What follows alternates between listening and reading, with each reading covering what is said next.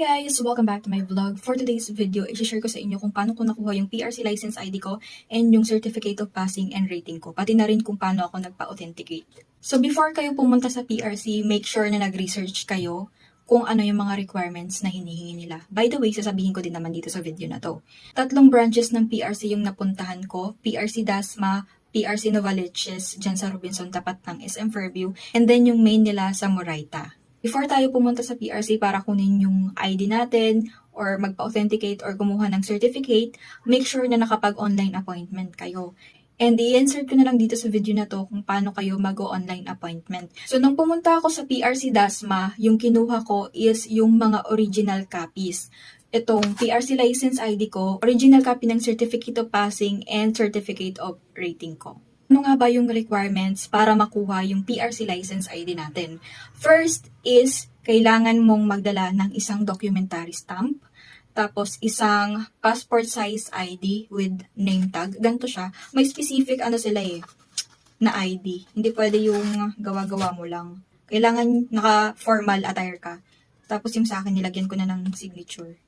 Ganito. And then, itong panunumpa. Makikita nyo to doon sa initial registration ninyo. Magkaiba yun yung panunumpa ng mag-o-taking kayo kasi yung hinahanap nila yung may appointment date sa taas.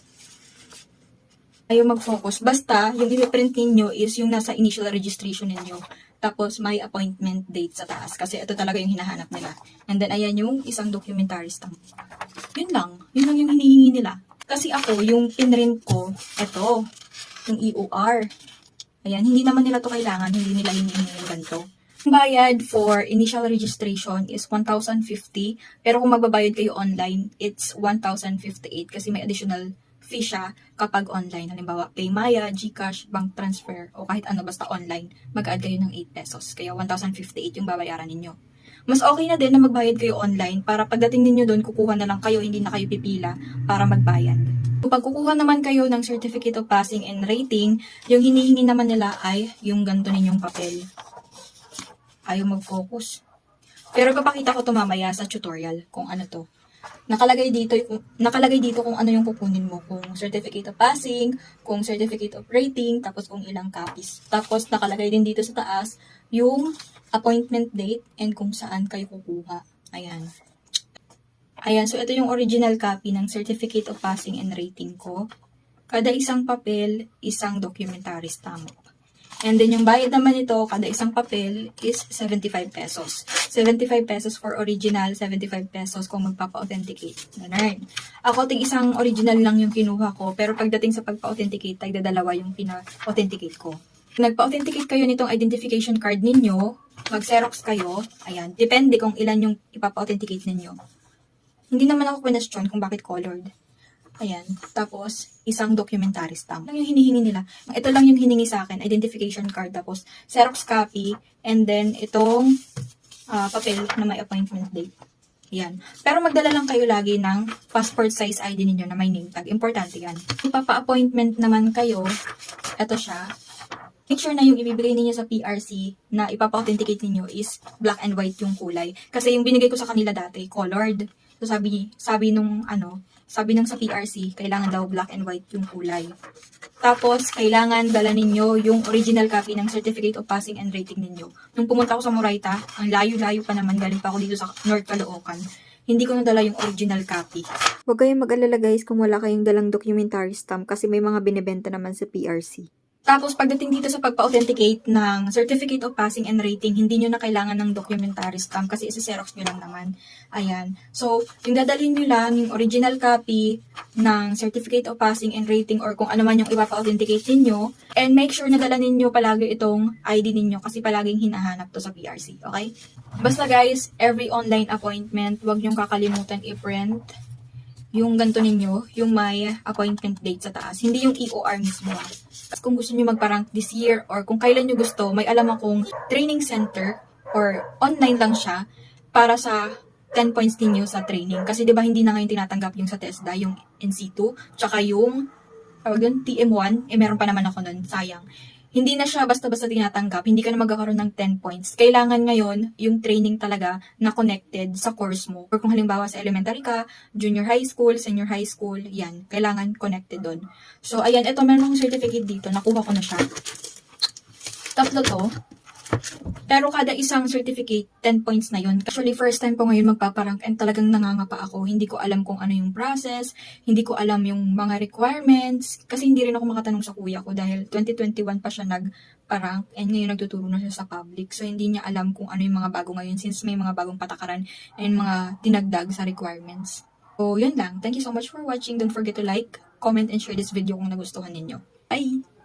So, ayun guys, naman tayo sa tutorial for initial registration and for online appointment sa certifications natin. Ayan, first pumunta tayo sa Chrome and then search lang natin yung prc.gov.ph. Tapos itong nasa taas. Yan.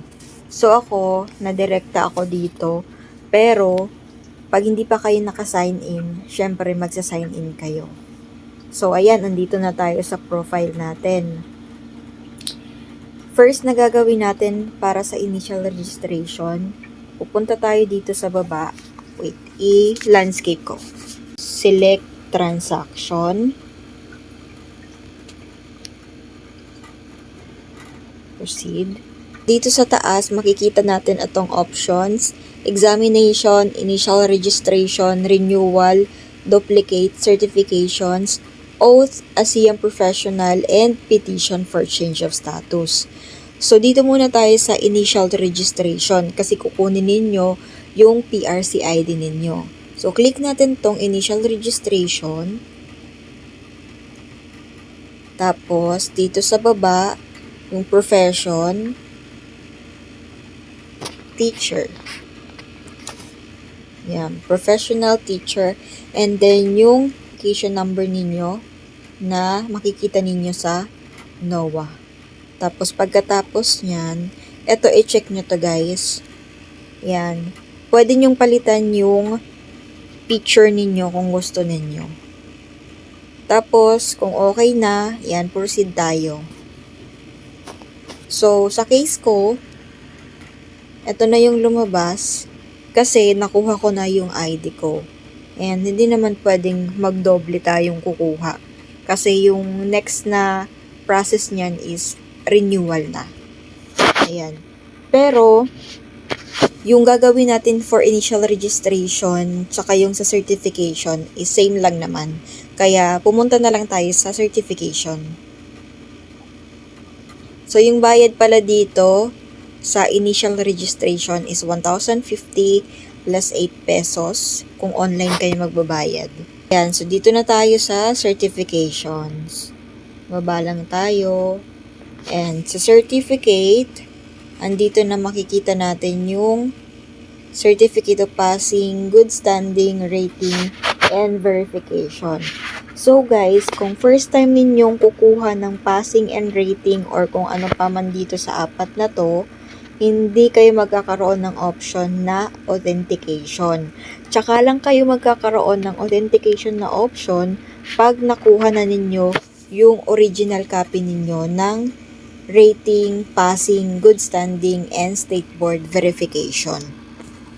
Pag nagparank guys, yung alam ko na hinihingi lang nila is yung certificate of rating. Pero ako, kinuha ko na din pati yung certificate of passing ko. Yung kuya ko, pati yung sa good standing, kinuha niya din. Halimbawa, magpapa-appointment tayo for certificate of passing. Profession. Professional teacher.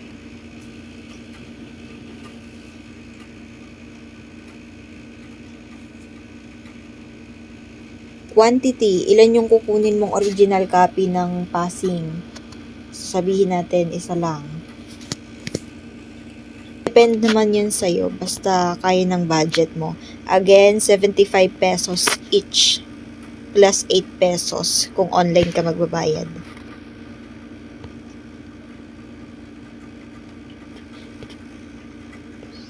Okay, andipili tayo kung saan natin prefer kunin yung pina-appointment natin. Ayan, Lucky Chinatown. And ito yung sa Moraita na main ng PRC. So ako, yung pinili ko dati is sa Dasma since nasa Cavite ako that time. Ayan, Robinson's Dasmariñas. Limbawa, dito sa Moraita. Ayan, pagka ganyan guys yung lumabas, pili kayo ng ibang place kasi ano na siya, puno na. So, try natin yung sa Lucky Chinatown. Ayan, hindi rin pwede. And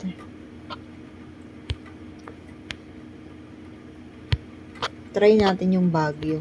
Wow, nag-Baguio. PRC Baguio. Ayan, so ganyan yung lalabas pag hindi pa puno. Tapos, dito nakalagay yung kung ilan yung kunin mo, tas kung magkano yung babayaran mo. Tapos, sa baba niyan, makikita mo yung scheduled date and time. February 26, 2024, 8 a.m. to 9 a.m. Huwag kayong mag-alala guys, kasi hindi naman nasusunod yung time. Halimbawa, yung time ng schedule ninyo is 8 a.m. to 9 a.m. Pwede naman kayong malate. Basta that day, makapunta kayo. Pero sa case ko, last February 15, yung schedule ng pagpa-authenticate ko. Pumunta ako doon nakarating ako doon ng mga 1 p.m. na. Yung schedule ko is 10 a.m. to 11 a.m. Tapos pagkadating ko doon, hindi ko dala yung original copy ng rating and passing ko. Magpapa-authenticate ako that time. Yung appointment ko is for authentication. So, sabi naman nila doon is pwede akong bumalik sa ibang araw. Basta dalhin ko na yung requirements na kailangan. Bumalik ako ng February 18 na ata. 18 or 19 na. Yan. Pwede pa naman, wala namang problema. Tsaka hindi naman mahaba yung pila, hindi naman marami yung naandun. Kaya okay lang. So, ayun, share ko lang. So, ito na yung schedule date and time natin. So, kung hindi kayo pwede sa araw na to, pwede naman kayo magpa-schedule sa ibang araw. Depende kung ano yung available.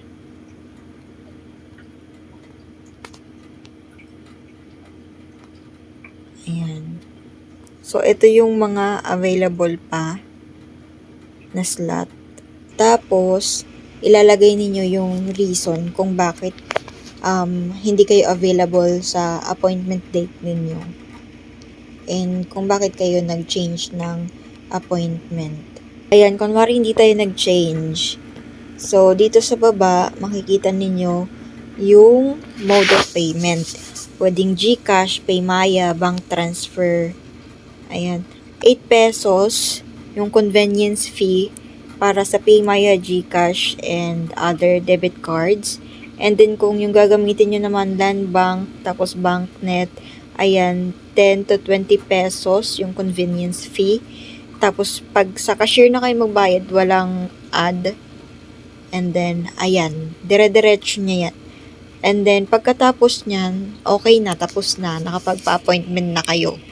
Saan naman makikita yung ipiprint na ibibigay ninyo sa PRC, yung hahanapin sa PRC?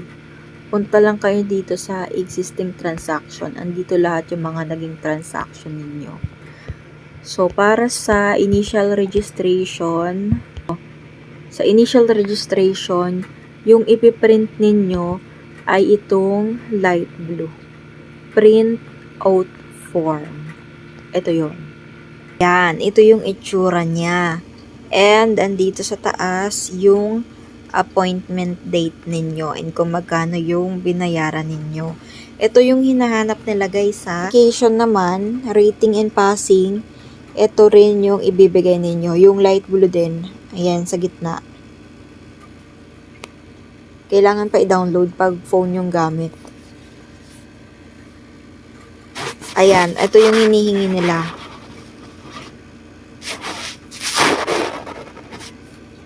Ayan, so ito yung hinihingi nila kung kukuha kayo ng original copy ng Certificate of Rating and Passing ninyo.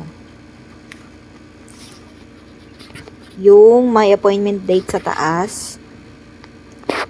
Tapos, ayan, nakalagay dyan lahat. For certification, yung ibibigay nyo lang ito, tapos documentary stamp. Next naman, para sa authentication. For authentication naman, para sa ID ninyo, ito yung ipiprint ninyo.